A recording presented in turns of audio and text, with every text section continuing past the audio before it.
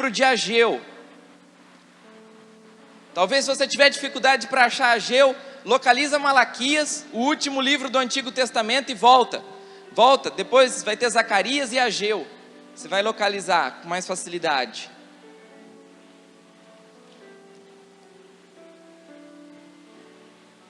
É um livro facinho de achar, tem 2 capítulos, e a gente vai ler o capítulo 1.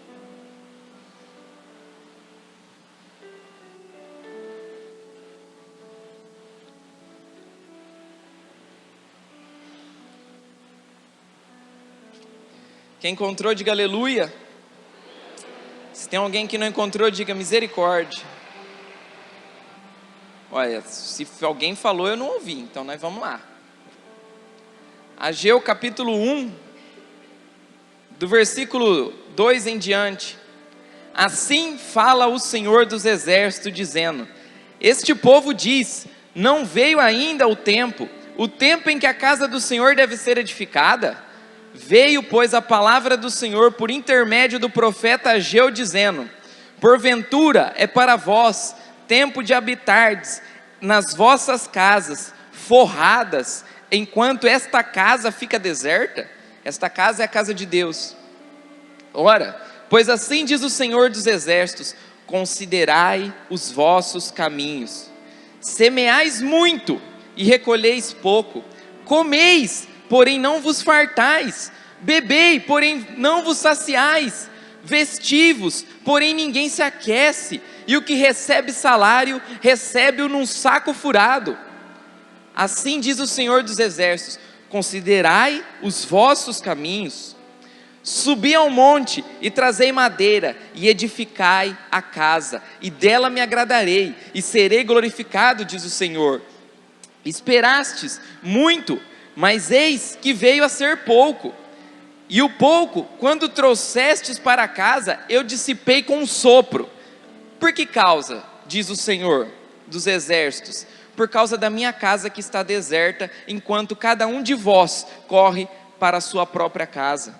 Por isso, retém os céus sobre vós o orvalho, e a terra detém os seus frutos. E mandei vir seca sobre a terra, e sobre os montes, e sobre o trigo, e sobre o mosto, e sobre o azeite, e sobre o que a terra produz, como também sobre os homens, e sobre o gado, e sobre todo o trabalho das mãos.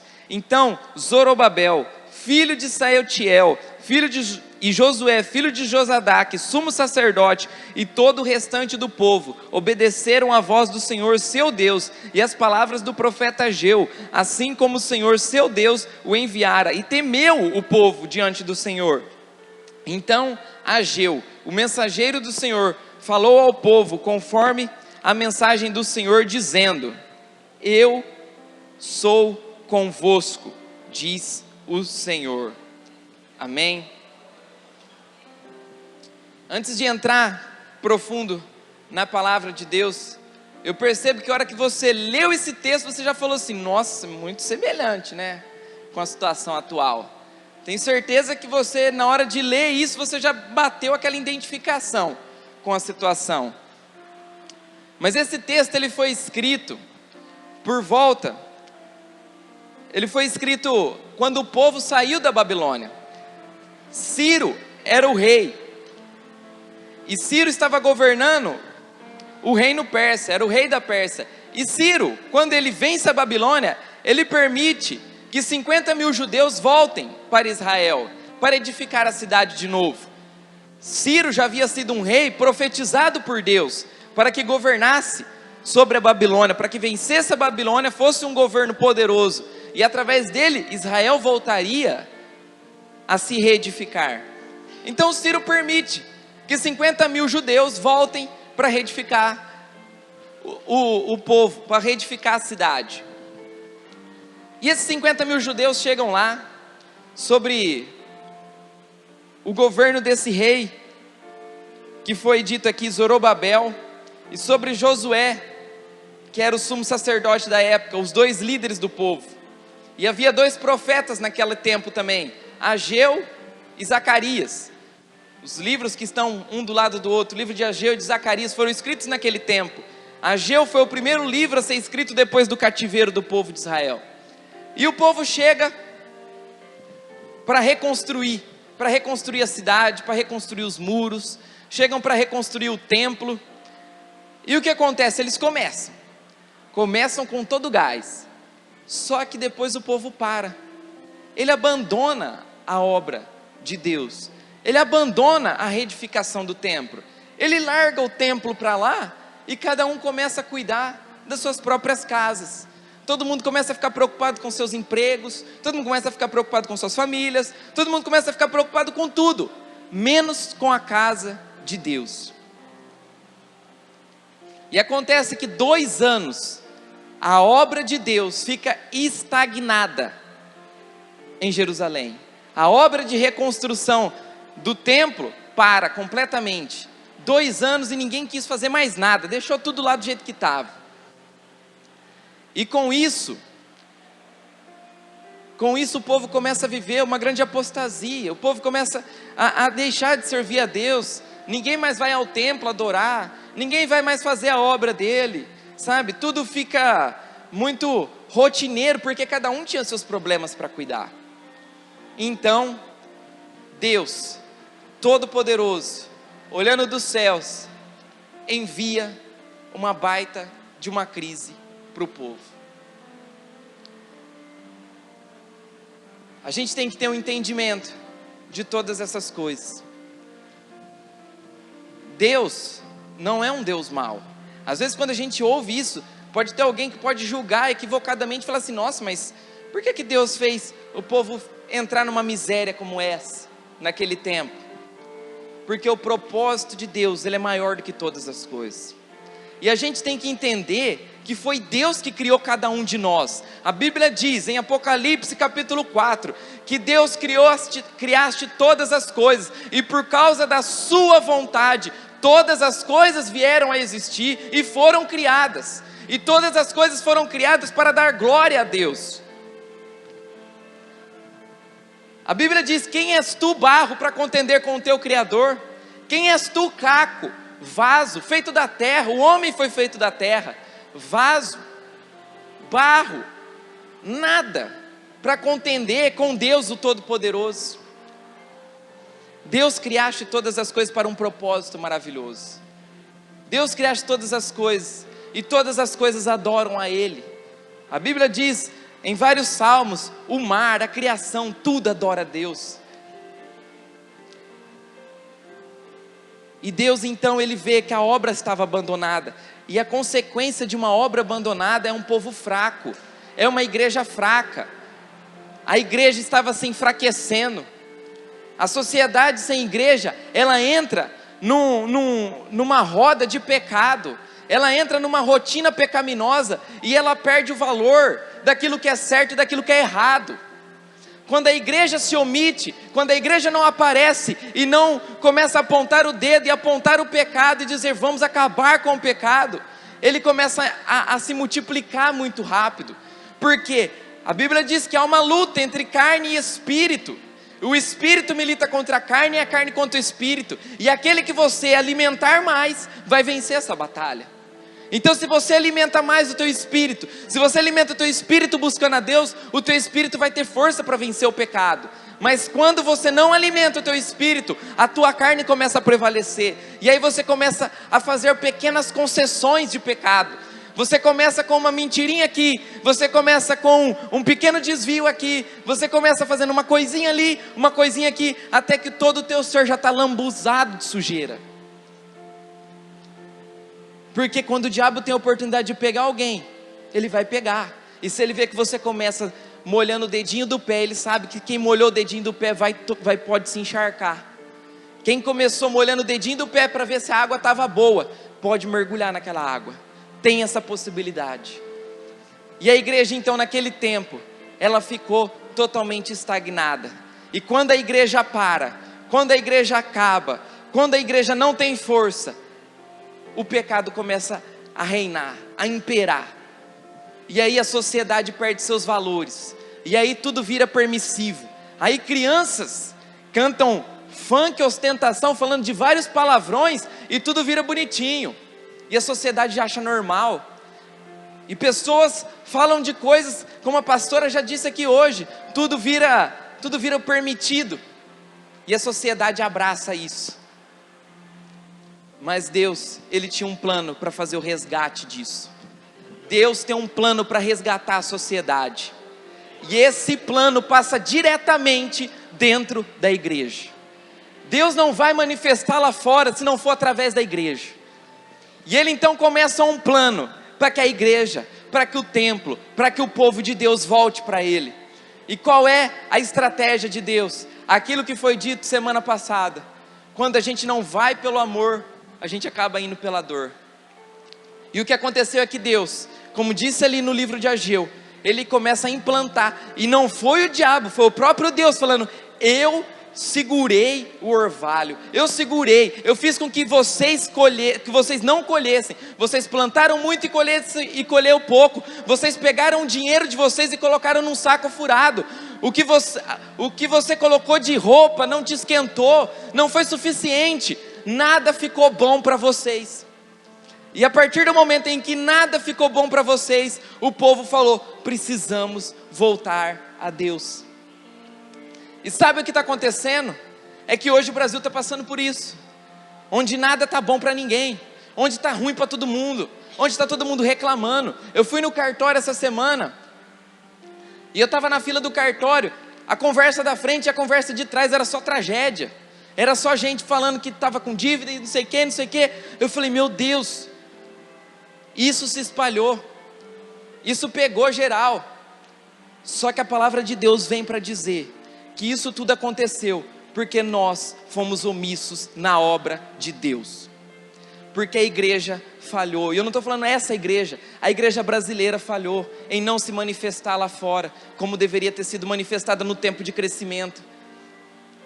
Nós começamos, e vocês viram, se vocês ligaram a TV há anos atrás, cada pregação que tinha na TV só falava de prosperidade, de bênção, de você ser abençoado, de você ser isso, de você ser aquilo, e você não via ninguém falando: vamos salvar, vamos pregar lá fora, vamos fazer alguma coisa para os perdidos, vamos dar cesta básica para os necessitados. A Bíblia diz em Tiago que a verdadeira religião é cuidar da viúva e do órfão. É a verdadeira religião, e nada mais do que isso está escrito em Tiago. Não tem um tio a mais do que isso. Só que a igreja se preocupou na prosperidade dos seus membros somente. A gente se preocupou em crescer. A gente se preocupou em construir nossas casas, em querer nossos carros, porque a coisa andou bem para todo mundo. Aí todo mundo se preocupou consigo, e ninguém foi lá e falou assim: não, vamos fortalecer a igreja. E aí Deus olhou e falou assim: essa geração falhou. Essa geração falhou. E nunca houve no Brasil um consenso tão grande como há agora, entre os líderes evangélicos do Brasil todo, em que Deus está levantando uma nova geração, porque a geração passada falhou.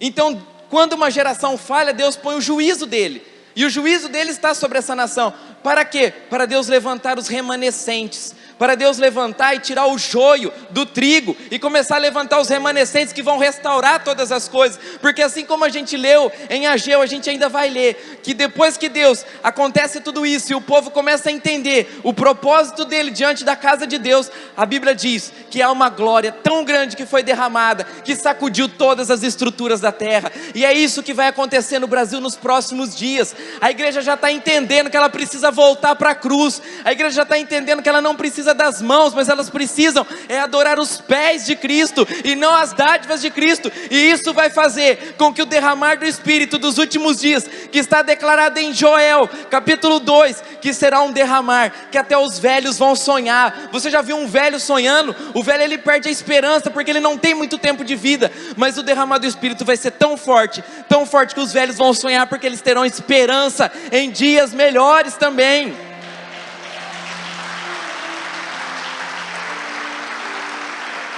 Show, na mais.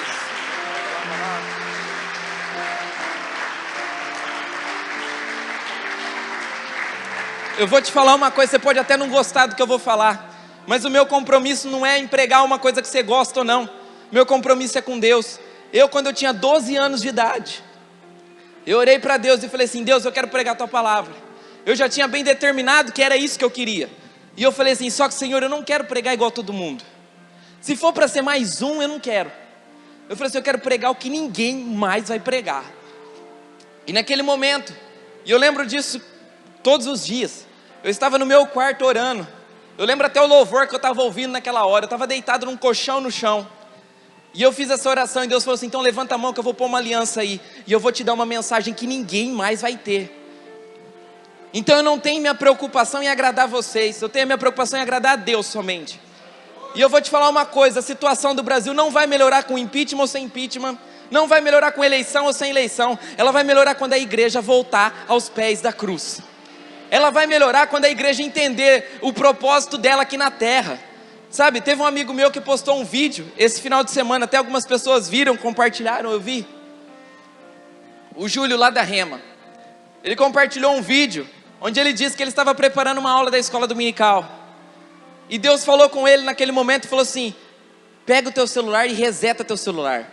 E ele foi meio relutante, ele continuou lá preparando a aula dele, Deus falou, reseta teu celular. E ele falou, ficou lá, e aí de repente aquilo foi tão forte no coração dele, que ele falou, tá bom, vou lá resetar. E aí ele pegou o celular dele e foi resetar o celular. E quando ele foi resetar, tinha um botão escrito assim, restaurar os padrões originais de fábrica. E ele disse que foi para aquilo que Deus falou para ele resetar o celular. Porque Deus queria falar para ele que é o momento da igreja restaurar os padrões originais de fábrica. Quais são os padrões originais da igreja? São padrões de Atos, onde todo mundo tinha tudo em comum, um só coração, sabe? Onde todo mundo compartilhava o que tinha. Diz a Bíblia, em Atos, que todo mundo não considerava nada aquilo que era seu. Que aquilo que era seu não era como se fosse. Que eles entendiam que tudo que eles tinham era de Deus e era para Deus. Sabe, hoje em dia tem muitas pessoas com medo de perder. Mas eu vou te falar uma coisa, você só tem medo de perder o que você tem. Isso parece lógico, né? Só que hoje, Deus quer dizer para você, que tudo que você tem, se você entregar nas mãos dele, você não vai ter mais medo de perder nada, porque tudo estará nas mãos do teu Senhor. A única coisa que você precisa ter é Jesus Cristo, porque isso ninguém te toma. Diz a palavra de Deus, essa parte não lhe será tirada.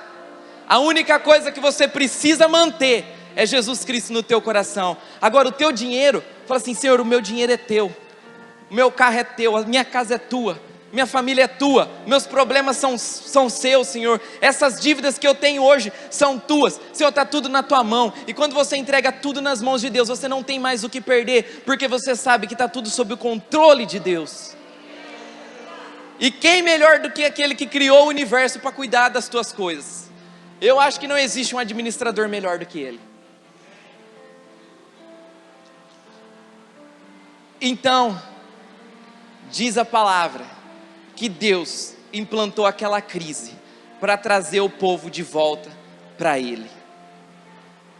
Eu pude entender muito claramente quando Deus falou isso comigo em outubro do ano passado.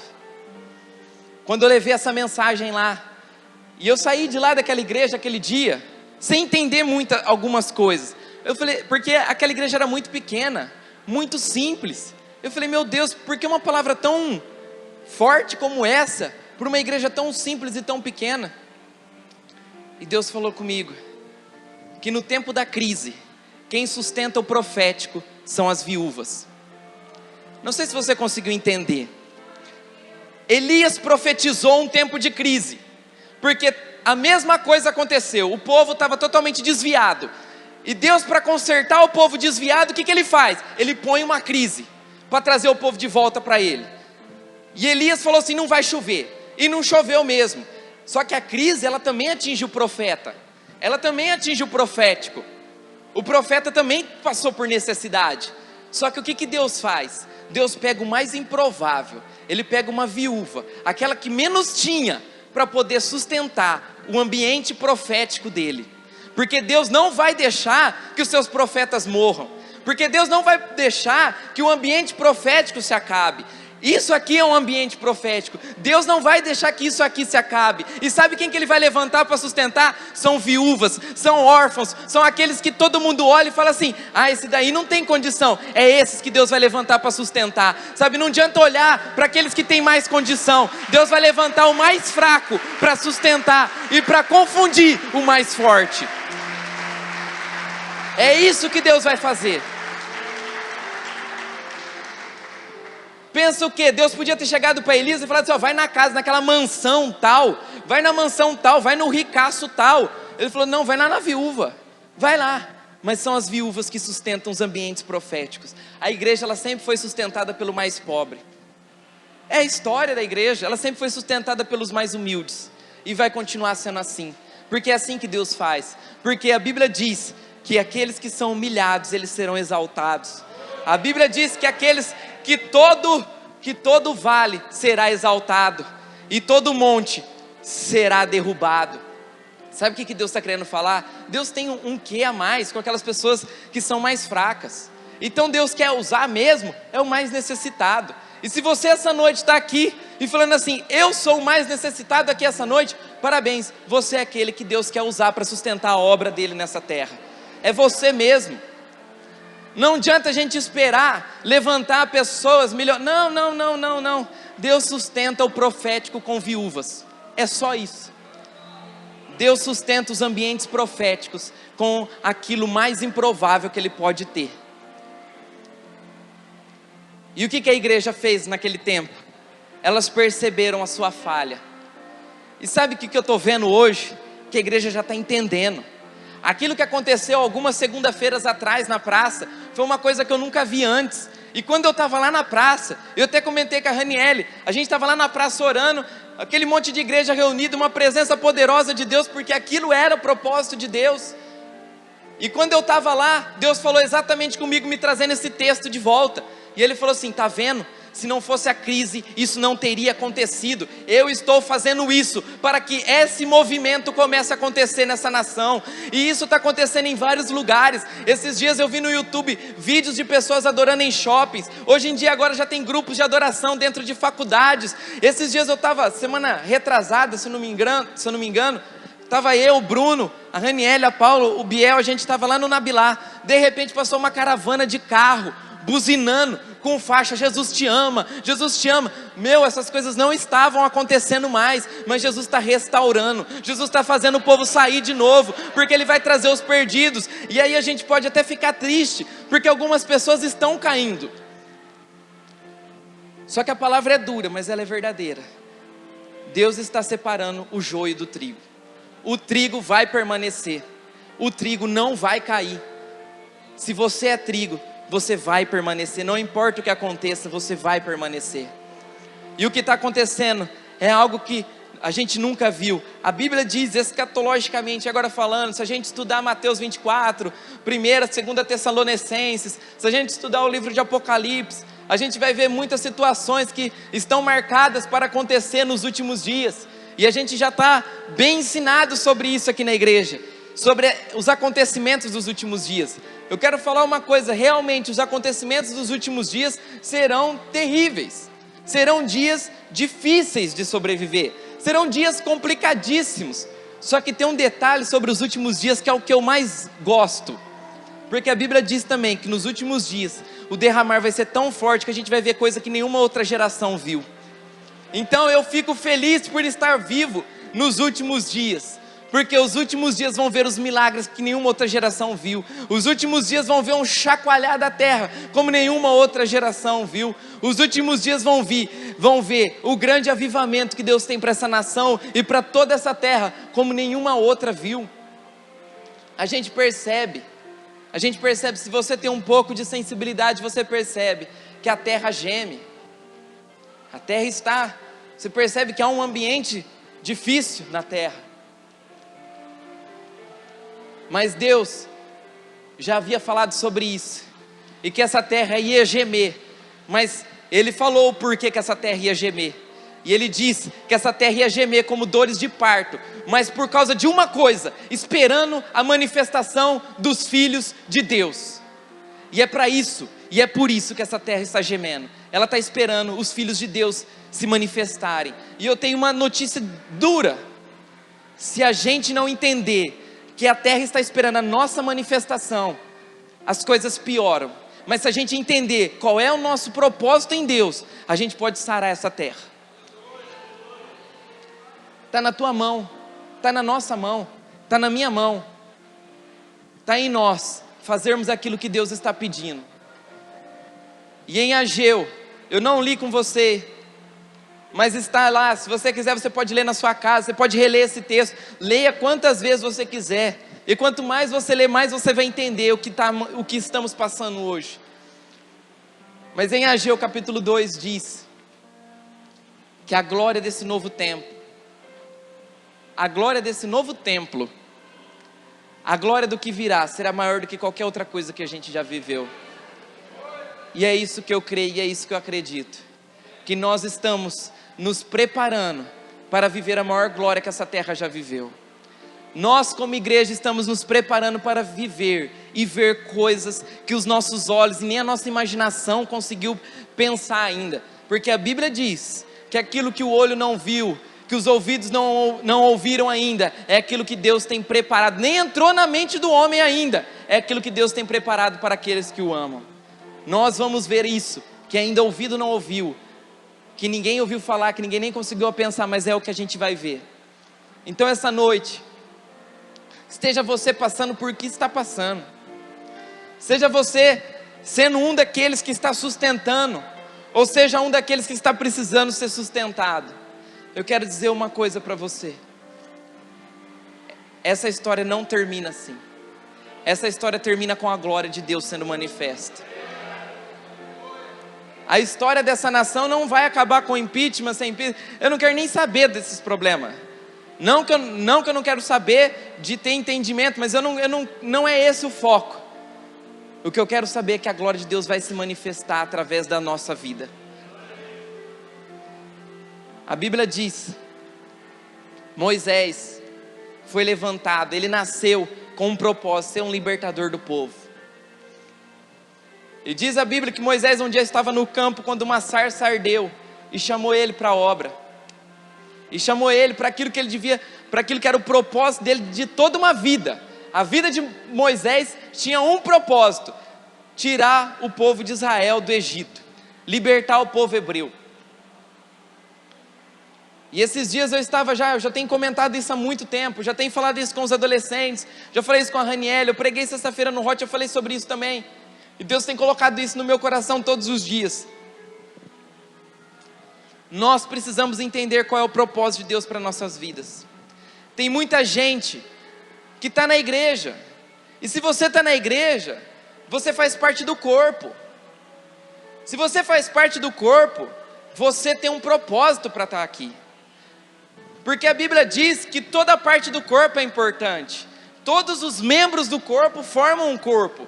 E uma mão, se ela for retirada do corpo, ela não tem proveito. Ela precisa estar ligada ao corpo. E a Bíblia diz que cada membro tem sua importância e que cada um de nós é uma parte desse corpo. E todo o corpo está ligado à cabeça que é Cristo. O que eu quero dizer é que muitas pessoas têm vivido reclamando muito. E têm reclamando de suas vidas. Têm reclamado... Muitos estão falando: sou cansado, eu não estou aguentando, eu não aguento mais esse trabalho, mas ninguém está saindo porque sabe que está difícil para sair, então está aguentando. Eu não aguento mais essa situação, eu não aguento mais essa faculdade, eu não aguento mais isso, eu não aguento mais acordar cedo, eu não aguento mais ir dormir tarde, eu não aguento mais isso, eu não aguento mais aquilo. E as pessoas estão numa reclamação constante. E eu estava orando porque eu também estou assim. Eu não estou me tirando fora desse time. Eu também estava fazendo isso. E aí eu falei: meu Deus, por que tanta insatisfação? Por que nós estamos tão insatisfeitos? Por que nós estamos tão reclamões? E Deus foi muito claro comigo. Porque nós não estamos vivendo aquilo que Deus nos chamou para viver. Porque Deus tem um propósito para a sua vida. Ele não te pôs aqui na terra aleatoriamente e falou assim: ah, plimba, espirrei e nasceu você. E você não sabe para onde você vai. Deus já sabe qual é o teu caminho, Ele tem um propósito para você. Deus, quando Ele fez José nascer, Ele já sabia que José ia nascer para governar o Egito. sabe? Deus já sabia que Jesus ia nascer para morrer na cruz do Calvário e libertar o povo. Ele sabia que Moisés ia nascer para ser um libertador. Ele sabia que Paulo, ele sabia que Jeremias, ele sabia que cada um de nós nasce para um propósito. E o problema é que nós estamos tão preocupados com nossas vidas cotidianas que a gente não está parando para pensar qual é o propósito de Deus para a minha vida, o porquê, qual é a minha função nesse corpo, qual é a minha função dentro da igreja, para que Deus me chamou, o porquê que Deus me colocou aqui. E quando a gente não sabe qual é o nosso propósito, a gente vive vivendo igual a música do Zeca Pagodinho, deixa a vida me levar, e a gente não sabe o que a gente tem que fazer. Martin Luther King já falava: quem não tem uma causa pela qual morrer, não tem um motivo pelo qual viver. E o problema da nossa geração é que a gente está sem motivo. Eu não tenho motivo. Para que você vive? Eu estou vivendo porque eu estou vivendo. Eu não tenho mais um porquê, sabe? É difícil você encontrar alguém e falar assim: cara, qual que é o motivo da tua vida? E ele fala assim: não, eu vivo porque eu vou viver para pregar a palavra. Não, eu vivo porque eu vou viver para tocar. Não, eu vivo porque eu vou tocar as nações. Não, eu vivo porque eu vou salvar minha família. Não, eu vivo por causa disso. Não, eu vivo porque eu vivo. Sei lá o que eu quero. Sei lá o que Deus quer de mim. Essa noite, ore a Deus. Busque de Deus saber qual é o propósito teu nesse corpo, nesse organismo vivo chamado igreja. Qual é o propósito de Deus para a sua vida? Deus não te colocou aqui para ser um membro cancerígeno, uma célula defeituosa. Deus te chamou aqui para fazer parte de um corpo. E se você não faz parte desse corpo, o corpo fica defeituoso. E Deus não quer ver mais uma igreja defeituosa. A igreja, para funcionar, precisa de todos os membros funcionando. É isso que Deus quer. Que o organismo vivo chamado igreja volte a funcionar corretamente. Que você comece a entender qual é o propósito de Deus para a sua vida, o porquê você está aqui, o porquê Deus te chamou, o que você vai fazer de especial, porque Ele planejou você para ser alguém especial. A Bíblia diz em Jeremias: quando você ainda estava no ventre da sua mãe, eu já tinha te constituído profeta entre as nações. Ou seja, ele não tinha nem nascido, mas ele já foi concebido para ser profeta. Deus também já te concebeu para você fazer uma obra nessa terra. Seja para sustentar, seja para ajudar, seja para fazer. Deus quer você.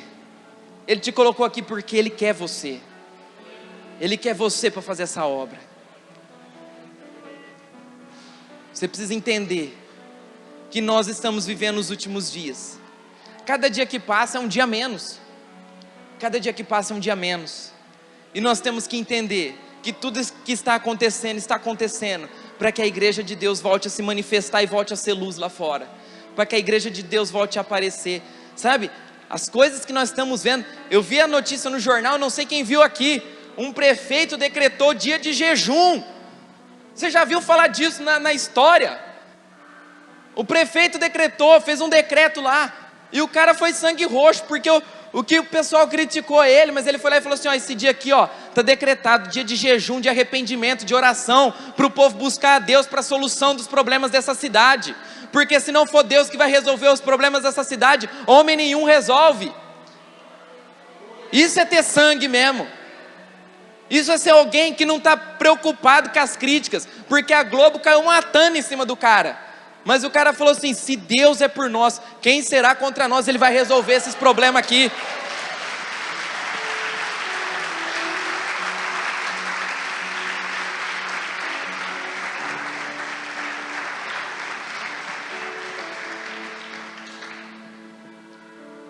Eu quero que você abra sua Bíblia em Romanos capítulo 8, a gente já vai encerrar. A mensagem já foi dita. O que tinha para ser dito já foi dito. Você já está consciente da tua missão em Deus. Você já está consciente que a igreja vai remir essa terra. Você já está consciente que Deus está levantando os remanescentes para poder sarar a situação dessa nação. Que não está na mão da política não. Erro de quem acha que está na mão da política. Está na mão da igreja sarar essa terra. E nós vamos fazer isso, nós vamos fazer a nossa parte. Nós vamos nos levantar como já temos feito. E não só aqui, como todas as igrejas. Deus quer um tempo de unidade. Deus vai derrubar os soberbos e vai levantar os humilhados. É um tempo de alinhamento. É um tempo de alinhamento total na igreja do Senhor. E o que vai acontecer daqui para frente, a gente vai ver coisas que nunca ouvimos falar, porque é o que Deus vai fazer, porque Deus vai mexer as estruturas, para fazer a obra dele ser pregada, sabe? E esses dias eu estava orando e Deus falou algo comigo muito forte, e eu vou compartilhar aqui, e Deus me mostrou algo poderoso, só que é difícil da gente entender isso. Deus mostrou uma igreja sendo fechada, pelo governo. Era um momento em que o governo fechava uma igreja, e eu falei, meu Deus, o que é isso? Aí Deus falou assim, olha lá na frente o que está acontecendo. E aí de repente aquela igreja que tinha sido fechada pelo governo começa a fazer um culto ao ar livre, e aí pessoas e multidões, uma cidade inteira é ganha por Jesus. Sabe o que eu pude entender? Que se precisar, até as igrejas fecharão, mas elas não vão fechar para ficar caladas, porque como a gente cantou aqui, nada pode calar a voz de um adorador, é com templo ou sem templo, é igreja ou sem igreja, a igreja vai adorar. E aí aquele momento a igreja tinha sido fechada, mas aí a igreja toda se reúne e fala assim, perdemos o salão, então nós vamos lá para a rua, e quando a igreja vai para a rua, a cidade inteira recebe o poder de Deus. É isso que vai acontecer, Deus está preparando para isso. Romanos capítulo 8, você pode ficar de pé, a gente vai ler esse texto, a gente vai orar. É uma palavra de fé, Romanos capítulo 8, do versículo 18 em diante diz assim, porque para mim, tenho por certo, que os sofrimentos do tempo presente, não podem ser comparados com a glória que há a ser revelada em nós. Já recebe aí, meu filho. O sofrimento presente não é nem comparado com a glória que ainda vai se manifestar. E a ardente expectativa da criação aguarda a revelação dos filhos de Deus, pois a criação está sujeita à vaidade, não voluntariamente, mas por causa daquele que a sujeitou, na esperança de que a própria criação será redimida do cativeiro da corrupção, para a liberdade da glória dos filhos de Deus. Deus vai tirar do cativeiro da corrupção para a liberdade das glórias dos filhos de Deus, porque sabemos que toda a criação, a um só tempo, geme e suporta angústias até agora, e não somente ela, mas também nós, que temos as primícias do Espírito, igualmente gememos em nosso íntimo, aguardando a adoção de filhos, a redenção do nosso corpo, porque na esperança fomos salvos. Ora, a esperança que se vê, não é esperança, pois o que alguém vê, como o espera? Mas se esperamos aquilo que não vemos, com paciência o aguardamos. Também o Espírito semelhantemente nos assiste em nossas fraquezas, porque não sabemos orar como convém, mas o Espírito intercede por nós sobremaneira, com gemidos inexprimíveis, e aquele que sonda os corações, sabe que a mente do Espírito, porque segundo a vontade de Deus, é que Ele intercede pelos santos. Sabemos que todas as coisas cooperam para o bem daqueles que amam a Deus, daqueles que são chamados segundo o seu propósito, porque aos que de antemão conheceu, também os predestinou para serem conformes à imagem do seu Filho, a fim de que ele seja o primogênito entre muitos irmãos. E aos que predestinou, esses chamou, e aos que chamou, justificou, e aos que justificou, também glorificou. Não sei se você entendeu tudo que está escrito aqui, mas o que Deus está falando é que nós podemos estar fracos, nós podemos talvez não saber orar como convém, mas o Espírito está intercedendo por nós com gemidos inexprimíveis, mas nós podemos entender que Ele nos chamou, que Ele nos predestinou, que Ele nos justificou, e que o final de tudo, Ele vai glorificar a sua criação, Ele vai glorificar a glória dEle. E é por isso que eu tenho dito, ninguém vai roubar a glória de Deus, ninguém vai roubar a glória de Deus. A glória de Deus vai ser manifesta na vida dos seus filhos. Ele colocou Jesus Cristo como primogênito, mas você tem direitos e heranças em Deus, através de Jesus Cristo, porque você também é filho de Deus. O Luiz Hermínio conta uma experiência que ele teve com o filho dele, onde ele estava numa caminhonete que ele tinha ganhado dos irmãos da igreja. Ele ganhou uma caminhonete, E aí o filho mais pequeno dele, de 6 anos, 5, 6 anos, subiu na caminhonete e falou assim, e andou e ficou impressionado com a caminhonete, falou, nossa, que caminhonete. E falou assim, papai, o senhor me dá essa caminhonete quando eu for mais velho? E aí ele falou para ele, falou assim, meu filho, essa caminhonete já é sua por herança. E naquele momento Deus falou com ele, e nós temos que entender que nós não temos mais que vir à igreja pedir coisas que já são nossas. Nós estamos vindo pedindo coisas que já são nossas. A gente só tem que tomar posse daquilo que é nosso, porque tudo é nosso por herança.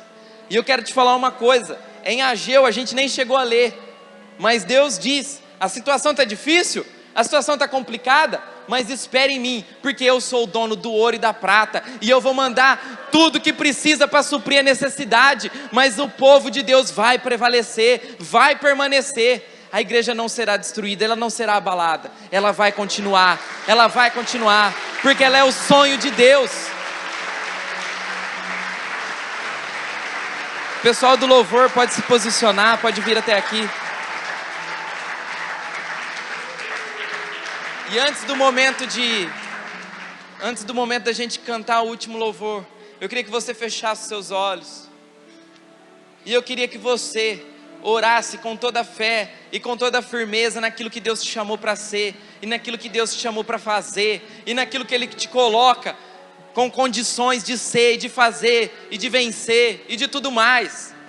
Eu quero que você ore, não como alguém, sabe, derrotado, que não está aguentando, mas que você comece a orar como alguém que Deus está levantando para sustentar ministérios, para fazer a obra dele nessa terra. Começa a orar com toda a autoridade que Deus pode colocar no teu coração. E se você falar assim, sim, mas eu não sei orar, então você pede ao Espírito que Ele vai te ajudar. Ele vai te ajudar. E eu quero dizer uma coisa, o Espírito Santo vai fazer coisas na sua vida nos próximos dias que você nunca viu, porque esse é o derramar do Espírito Santo dos últimos dias. Você vai sonhar de novo, você vai profetizar, você vai ver coisas, porque o Espírito Santo vai tocar na tua vida como nunca antes tocou. Senhor, restaure todas as coisas, ó Pai, restaure todas as coisas conforme o Teu plano original. Senhor, em nome de Jesus Cristo, Senhor, se falhamos, ó Pai, se falhamos na execução dos Seus sonhos, se falhamos na execução do Teu propósito, se a nossa geração falhou, ó Pai, em viver o Evangelho conforme os padrões originais que o Senhor colocou nessa terra, ó Pai, nos perdoa, Deus, nos perdoa e começa a nos levantar, nós mesmos como remanescentes, ó Pai, porque sabemos, ó Deus, que aonde abundou o pecado, vai superabundar a graça do Senhor, e aonde superabundou a corrupção, vai abundar a justiça de Deus, e aonde superabundou a miséria, vai superabundar a graça e o favor de Deus, porque sabemos, ó Pai, que a Tua palavra não mente, que o Senhor não é homem para mentir, e que o Teu povo não será envergonhado, ó Pai. Sabemos que somos a última geração, mas essa geração vai ver as coisas mais impossíveis que já foram vistas na história da humanidade, ó Deus. Em nome de Jesus Cristo, Pai, pedimos, ó Pai, que o Senhor tire o medo da vida do Teu povo. Senhor, o espírito do medo que tem sido pego na vida do povo, ó Pai, que o Senhor retire esse espírito de medo, e que nós essa noite, ó Pai, possamos entregar tudo que temos diante de Ti, tudo que somos diante dos Teus pés, ó Pai, que nós possamos entregar os nossos trabalhos, o nosso dinheiro, os nossos bens, tudo que temos, ó Pai, nós entregamos a Ti, e nós só queremos um bem, nós queremos ter o Teu Espírito Santo em nós, nós queremos ter a Tua presença em nós, esse é o único bem que nos importa ter, ó Pai. Nós queremos voltar à essência, queremos voltar à essência do Teu Evangelho, queremos voltar à essência, Pai, da palavra do Senhor, e não vir à Tua casa, ó Pai, para mim sair feliz, mas vir à Tua casa, para que o Teu nome seja glorificado. Vim como um adorador, e em nome de Jesus Cristo, eu sei que todas as muralhas cairão. Em nome de Jesus Cristo, Pai, restaura o Teu povo, fortalece o Teu povo, muda a nossa história, muda a história dessa nação, ó Pai, e levanta os remanescentes no meio do Teu povo, ó Deus. Em nome de Jesus Cristo, Pai, nós oramos e nós Te agradecemos, em nome de Jesus Cristo. Amém e amém. Aleluia, Jesus. Tu és santo e poderoso, Jesus. Santo, santo, santo, santo, santo é o Senhor dos exércitos, e não há outro Deus além de Ti. Só o Senhor é Deus, Rei poderoso, e o teu cetro é o cetro de justiça. O cetro do teu reino é o cetro de equidade, é o cetro de justiça, e o Senhor fará justiça, o Senhor fará justiça. Vem o teu reino a nós, vem o teu reino a nós, ó Pai, vem o teu reino a nós. Clamamos pelo reino do Senhor nesse lugar, em nome de Jesus Cristo. Aleluia, Jesus, glória a Deus. Só uma coisa antes de eu passar a palavra, que Deus tocou no meu coração agora enquanto a gente estava orando. O povo de Israel, quando ele entrou na terra, ele tinha que conquistar as cidades. E Deus colocou o povo de Israel para conquistar cidades. E havia uma cidade chamada Jericó, em que ela tinha um muro fechado, um muro alto, um muro forte, impenetrável. Um muro onde ninguém saía, onde a cidade se fechava, ninguém saía, ninguém entrava de lá. Talvez a situação hoje seja essa: muros fortes, onde a gente não consegue sair, entrar, onde a gente ficou preso em várias situações. Mas Deus deu uma estratégia para o povo. Ele diz: rodeie a cidade por 7 dias, rodeie. No último dia vocês rodeiam 7 vezes, e no final o povo vai adorar, o povo vai gritar, o povo vai exaltar, o povo vai louvar, e os muros vão cair. Eu vou te falar uma coisa: não sei quantos muros estão à sua volta hoje, mas a partir do momento em que você começar a adorar, todo muro vai cair, em nome de Jesus Cristo. Seja uma igreja, seja uma vida que adora, e quando você adora, não importa o tamanho do muro, ele cairá, em nome de Jesus Cristo. Aleluia.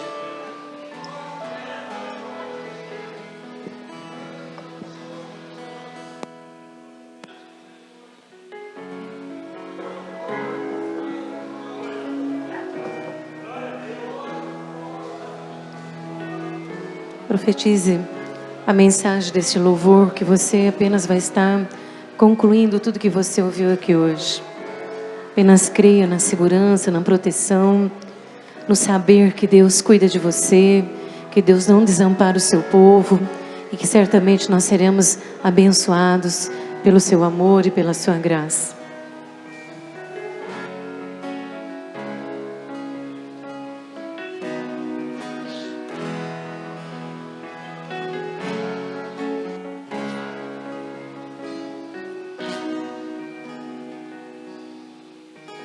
Se o sol se pôr e a noite chegar, tu és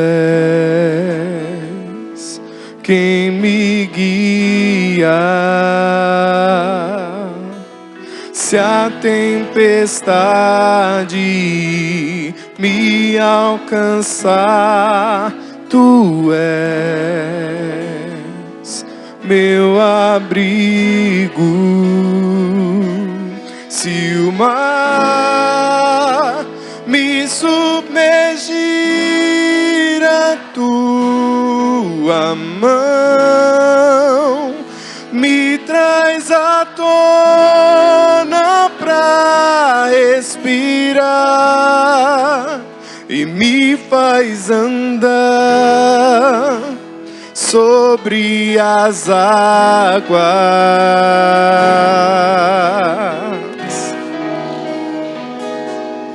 Tu és o Deus da minha salvação, és o meu dono, minha paixão, minha canção e o meu louvor.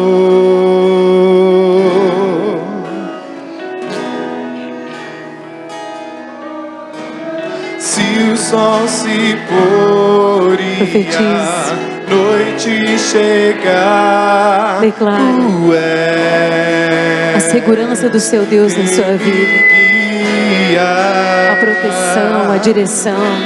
Se a tempestade me alcançar, tu és meu abrigo.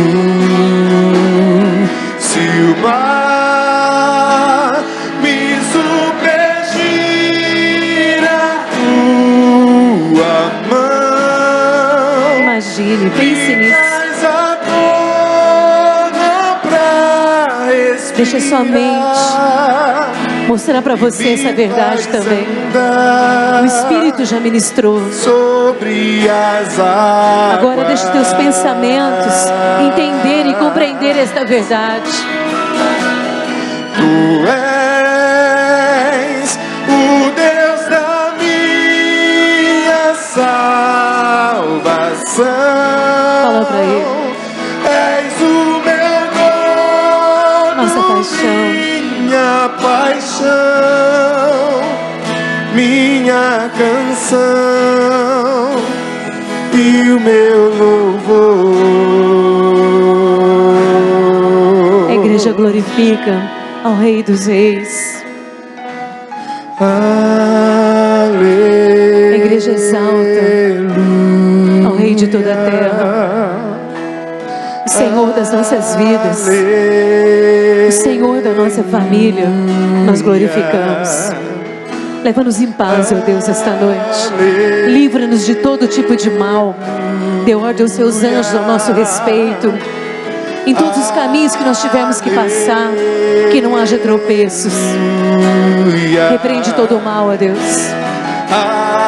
Somos um povo que habita em segurança, que descansa sobre a tua proteção. Praga nenhuma chegará à nossa tenda. Aleluia ao nosso Deus. Louvores, ou mais altos louvores ao nosso Deus.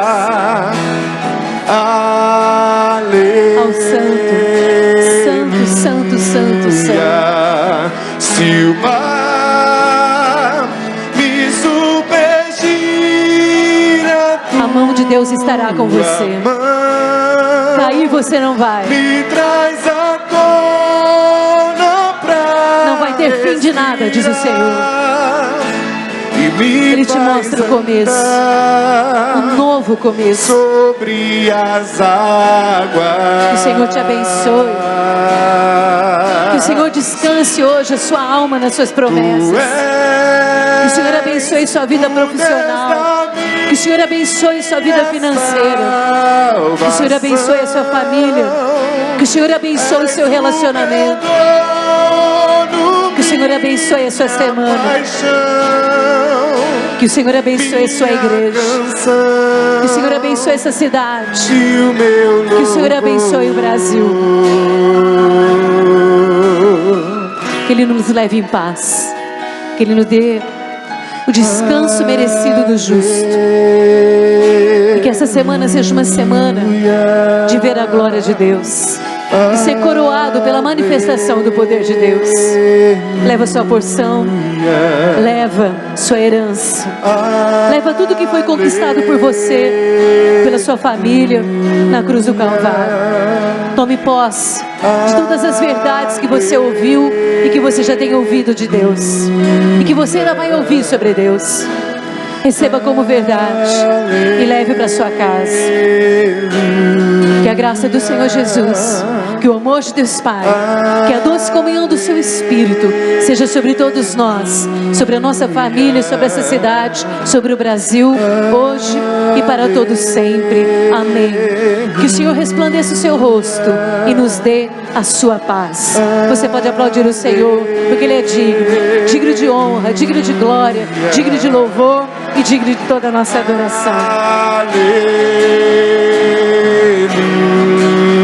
Cumprimente o seu irmão, dizendo para ele que a vitória é nossa, em nome de Jesus. Aleluia.